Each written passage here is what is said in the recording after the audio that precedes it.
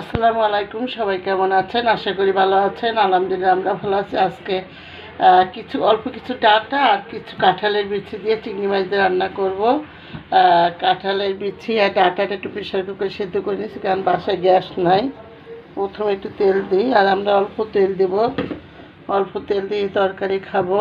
তারপরে তেলের ভিতরে একটু সামান্য পানি দেব, কারণ গুঁড়ো মশলা দেবো তো, তা নাহলে মশলাগুলো কালো হয়ে যাবে।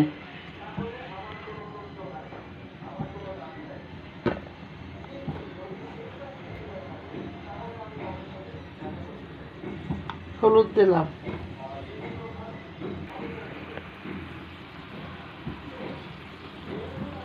মরিচ দিলাম,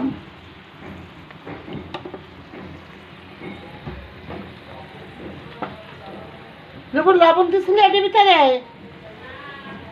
লবণ দিলাম স্বাদ মতন লবণ দিলাম।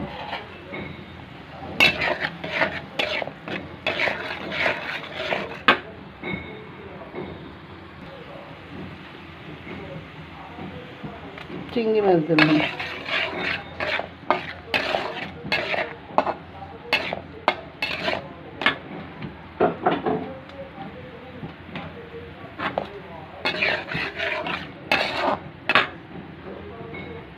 পেঁয়াজ কেটে নিয়ে।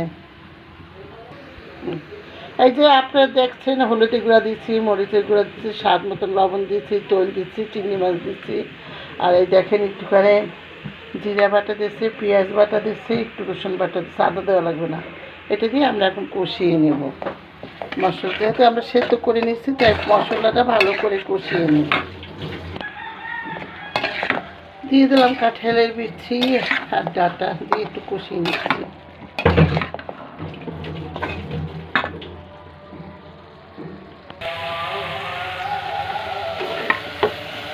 কষানো কমপ্লিট, একটু ঝোল দিচ্ছি।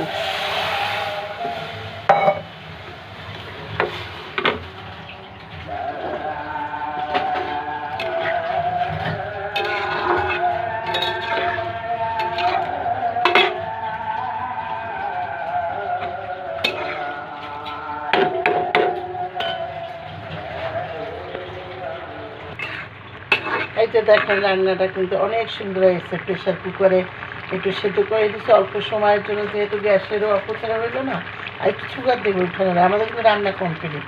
হ্যাঁ, এখন একটু সুগার দিলাম, ডাটাটা আমাদের আজকে মিষ্টি না, এই যে একটু এই যে আমরা দেবো না, ধনিয়া পাতা দেবো না। জিরা তেলে গরম করে, জিরা তেলে ওইটা ব্লেন্ডার করে রেখেছি, ওই গুঁড়াটা শুধু দেবো।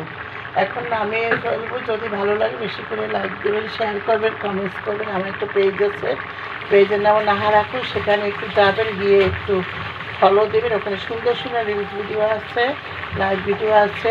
বেশি করে শেয়ার করবেন। সবাই ভালো থাকেন, সুস্থ। আল্লাহ হাফিজ।